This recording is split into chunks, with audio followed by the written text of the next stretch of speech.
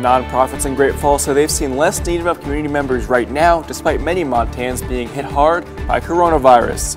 Plus, talks on a new coronavirus relief package continue in Washington, what might be in store for the next round of financial assistance. And later, two words you've no doubt heard by now: contact tracing, how it's helping health officials in Montana try to control the spread of the virus. From Montana's news leader, this is the MTN 530 News. Thanks so much for spending your Saturday with us. I'm Matt Holzaffel. We start your Saturday coronavirus update for Montana. Our map showing 95 new cases reported since last night. That puts us at over 4,000 total confirmed cases for the state now. Nearly 1,500 of those are currently active, but some good news here. Our recoveries tally did increase by 100 since yesterday. The U.S. has now also surpassed 4.5 million total cases for the country. According to the Centers for Disease Control and Prevention, Montana has passed Maine in total cases. That puts the Treasure State at 46th out of the 50 states. Despite many families suffering financial hardships during the pandemic, need within the community has actually dropped. MTN's Lindsay Hyatt met with a Great Falls nonprofits to find out why need has improved as financial times have worsened.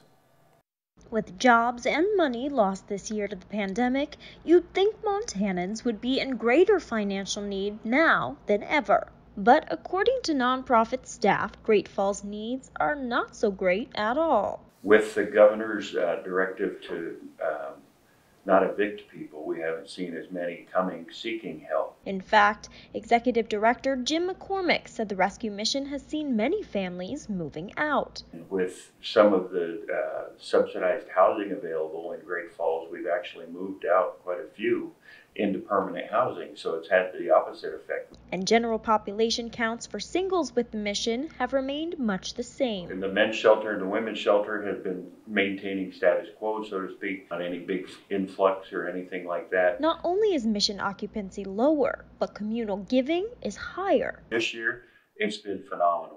I love how Great Falls and Central Montana has come together to help support us and keep us going. And the rescue mission isn't the only nonprofit experiencing less need.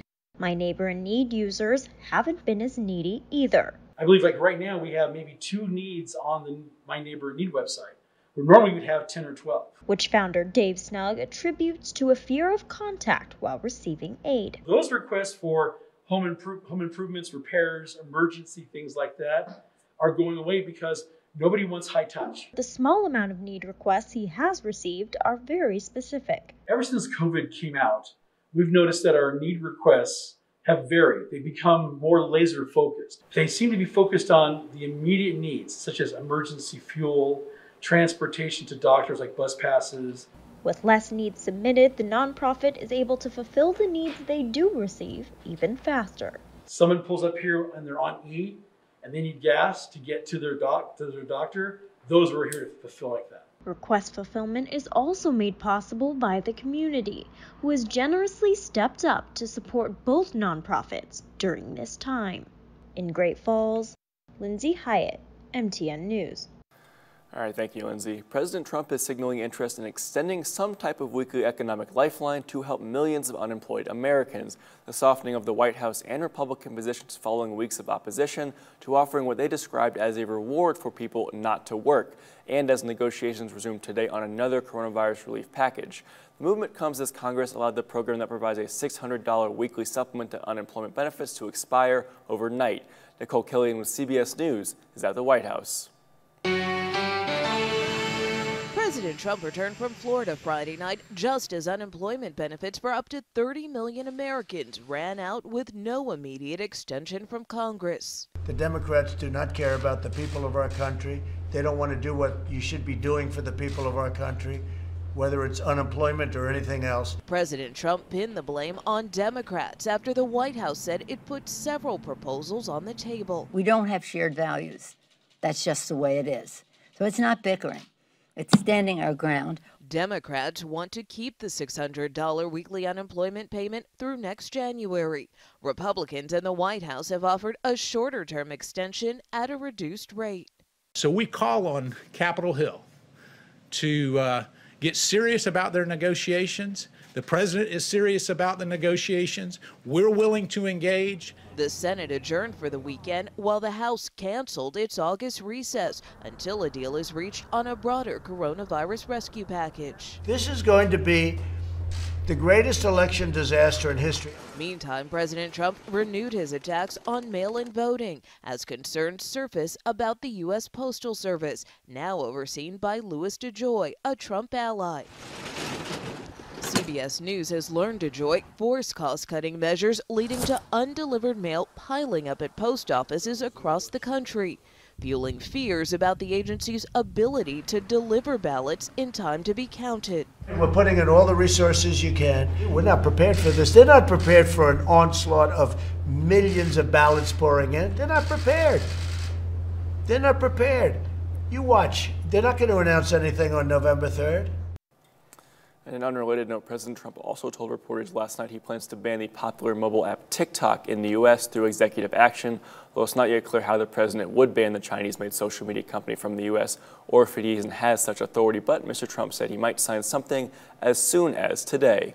Well, lots of sun this week, and our Storm Tracker weather team expects that to continue throughout the weekend. Russ Thomas joins us now. Russ? Well, temperatures are hot all across the state today, but that is to be expected. First day of August, typically one of the hottest days of the year for us on average. We're seeing 92 in Great Falls right now, 93 degrees in Helena. A little cooler in Butte, still very warm, 88 degrees, 93 Bozeman. You look around western Montana, you see Missoula, the hot spot here on the map right now, 95 degrees, 91 Kalispell, and 86 degrees in Hamilton. Also 91 in Billings. Wind speed's not much of an issue in our part of the state. You look off to the west, well, or east, I should say, Havre. Also Lewistown, about 17 to 22 mile-per-hour winds out of the east. Winds also the east, both in Glasgow, Jordan, as well as Miles City. But again, nothing that really stands out. Satellite radar image, we do have a few lightning strikes around the region right now. Nothing significant. In fact, just about the entire state is dry at this point. But again, just a couple thunderstorms popping up here and there. We'll have your complete forecast, including a hot day for Sunday, but cooler air on the way for the week, coming up in just a few minutes. All right, thank you, Russ. In Laurel this afternoon, more than 200 veterans received free food from the nonprofit Montana Veterans Meat Locker. Organizers say they have never seen this much demand in the group's 3.5-year history. MTN's Mitch Laggy brings us the story of neighbors helping neighbors. Frozen meat was flying out of the trailer Saturday as volunteers with the Montana Veterans Meat Locker worked to distribute free food to any veteran or their family members that made the drive to Laurel. With the pandemic going on, we tried to establish it with having drive-up style, and we didn't anticipate this many people. This is over 2,000 pounds in less than an hour, and we've never done that before. And the turnout, the community involvement, the word of mouth has been just awesome. In its 3.5-year history, the Montana Veterans Meat Locker has handed out 60,000 pounds of free meat to more than 5,000 veterans across Montana. Gerzinski said he's seen a higher demand this year after the COVID-19 pandemic. It's a really big pickup this year, especially with the price of beef and everything that it has been. But with the shortage of beef as well, we've had a real high demand, a lot of calls, and it's put us in extra overtime with it. And given that we can't meet all the needs, we're trying to get as many as we can and try to get as many people as we can as well. What started out from freezers in the family garage has now grown to include a freezer trailer that has traveled across the state from Kalispell to Glasgow. Hunters and ranchers donate their meat, and the Veterans Meat Locker pays for the processing. Veterans or their families just need to show proof of service to receive the food. And it's followed through, these years. We have a lot of individuals that tell us that they really needed it this time. This was a pickup. If we didn't have this, they said that they didn't know where they would be, and this kind of just gave them that up to start, get that leg up and continue to driving forward. In Laurel, Mitch Laggy, MTN News. And organizers said the freezer will be wiped out after today's event. You can keep an eye on the Veterans Meat Locker on Facebook to see when their next event will be held. About 1 month ahead of the start of its fall semester, Montana State University Northern has released some of its plans for safety amid the ongoing coronavirus pandemic. Northerners' announcement included protocols for residence halls, the dining room, student union building, and more. Visitors will not be allowed to access residence halls, and almost all students will live in single rooms. Northern students will be expected to wear face coverings indoors at all times with a few exceptions. The university will provide students with one face covering upon their arrival for the semester. MSU Northern Chancellor Greg Cagle said in a statement, quote, I am very proud of our MSU and community's commitment to making this year a safe and healthy one so that we can continue to meet our mission and give our students an excellent academic experience. We understand that while change is never easy, we value one another and will protect one another's health." End quote. More detailed information can be found on our website. If your name is Scott, well, it's your lucky day. I'm Keely Van Middendorp, and I'll have this story from Great Falls next.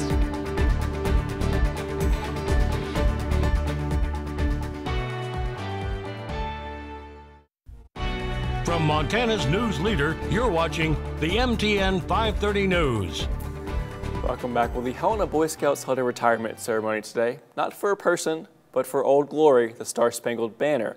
MTN's Alexia Aguayo has that story. It did. This is not what it seems. This is not considered burning the flag. Helena Boy Scouts considers this an American flag retirement ceremony. It's basically where they are no longer usable. They are either tattered or torn or just really old and can't be flown anymore. So we present them and then we lay them in the fire respectfully. The Scouts gathered about 50 flags in need of retirement. One flag was part of the Old Glory landmark. Tegan and his father are considered the caretakers of that flag and say it is an honor. Just doing this makes me feel really good that I get to be a part of my country's history and future, and all the Boy Scouts really get to do this, and it's a really great thing to teach the younger Scouts and for everybody to know. For younger Scouts, this is the first flag retirement ceremony. 10-year-old Scout Paul Harmon thought retiring flags meant taking them down the flagpole. He says he is grateful knowing flags have a retirement. Thank you for giving the flags to here and not just throwing them in the garbage can. If you have an American flag in need of retirement, you can contact your local Boy Scout troop to have them do it for you. In Helena, I'm Alexia Aguayo, MTN News. In uncertain times, joy is blossoming in Great Falls thanks to one flower shop. MTN's Keely Van Middendorp has more. Oh, I'm sorry to make you walk all the way down. The first thing many people see at Herman's Flowers in Great Falls is their sign displaying a special message. Who are you putting up today? I'm going to put Scott. Smith's family has owned and operated Herman's Flowers for over 100 years. She says that she's glad to continue a Great Falls staple while bringing new traditions of her own. We do have a lot of people who go by and constantly check for their names. Smith says she's glad a simple gesture started years ago. How many names have you put up over the years? Oh my goodness, I don't know. Is bringing happiness and love to those needing some good news. Flowers do bring a lot of joy and happiness to people, especially now. From birthdays and anniversaries to special holidays. Good morning, Herman's Flowers. She's had requests for every name in the book. One that was spelled A-B-C-D-E. They said that the name was Absidy. She's even had some names that didn't make it on the board. Somebody came in and asked if they could get one for their dog, and we said no. No, it has to be a real person. She plans to continue her tradition of spreading positivity through petals. Are you ever thinking that you would charge for the service, or? No, not at all. It has turned out to be really a good thing. In Great Falls, Keely Van Middendorp, MTN News. A few lightning strikes across the state right now. However, by and large, a lot of sunshine, temperatures on the warm side. In fact, the hot side. We'll see how long that's going to last coming up after the break.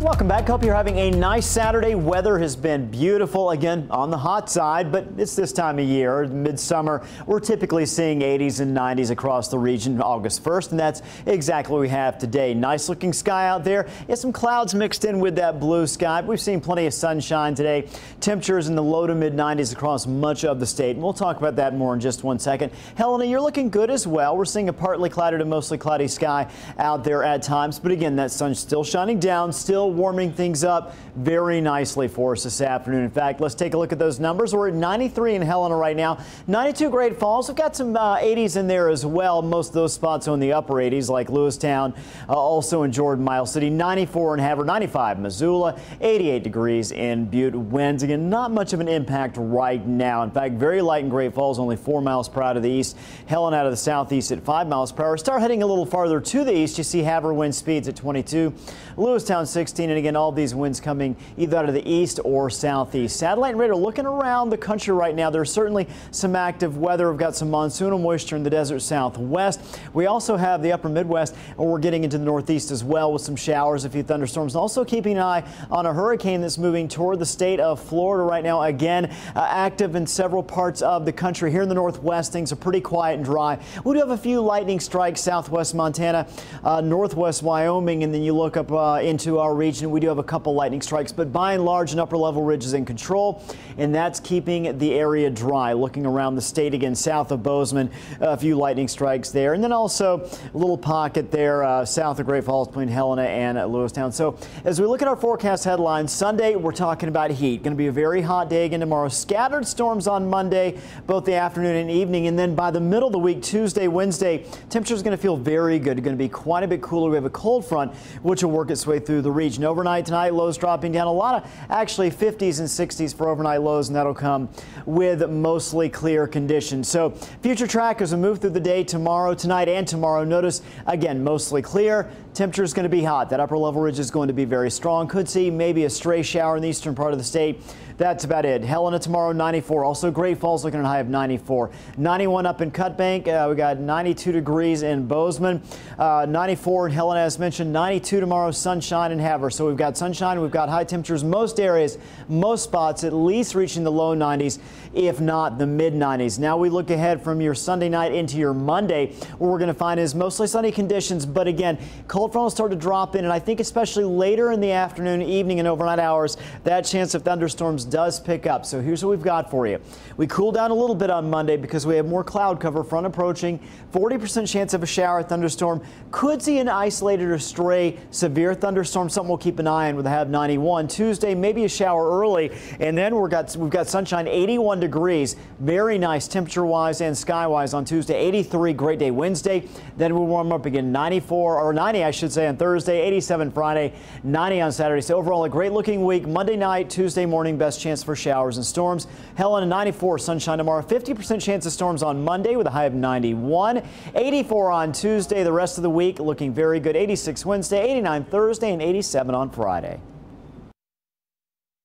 To some, it's complicated. To others, it's become a part of everyday language. Contact tracing. I'm Cody Boyer in Bozeman. How it's helping against the pandemic. From Montana's news leader, you're watching the MTN 530 News. With climbing coronavirus cases comes a staggering amount of work for public health officials across the state. One tool that we've heard about often, contact tracing. MTN's Cody Boyer has sat in on many of the Gallatin City County Board of Health meetings from the beginning. He breaks down contact tracing in detail. They are two words that we've heard since the beginning of the pandemic. Contact tracing, which usually starts off in the form of a phone call if you've tested positive for COVID-19 or knew someone closely that did, from a community health nurse. But according to the Gallatin City County Health Department, it can be a bit complicated. So how is it done? In the news, we're hearing a lot about contact tracing. Whether it be on the news, online, on social media, or just the talk of the town, contact tracing is part of the new normal, including for public health officials who have added more tracers, if you will, to their ranks to keep up. There normally are just 3 people who do this work, but since COVID-19, we've had to add on 5 more. And as health promotion specialists Jen McFarland and Heather Demarest say, they are looking for more. While contact tracing might seem complex, both break it down into 4 parts, starting with a positive test, then that phone call. The interview begins with questions to determine when the person who tested positive first experienced symptoms. The community health nurse will then ask who you've been around, who might have been exposed. Close contacts are not told who they were in contact with or how they were exposed to the virus. They are simply told that they were exposed and how to maintain necessary quarantine. All the while keeping personal health information confidential. The health department staff may contact management of that workplace, but only if they get permission of the person who tested positive. Demers says close contacts are anyone who could have been around someone with a positive case for more than 15 minutes within 6 feet apart and within 48 hours from their first symptom. And help is available. Case managers and volunteers are also available to deliver food and medications and any other essentials. They can connect that person with resources. In Gallatin County, Cody Boyer, MTN News. All right, thank you, Cody. In Gallatin County, currently reporting 67 active cases of COVID-19. We're back with one final look at your forecast after this. Thanks so much for watching, and we will see you back here at 10 o'clock.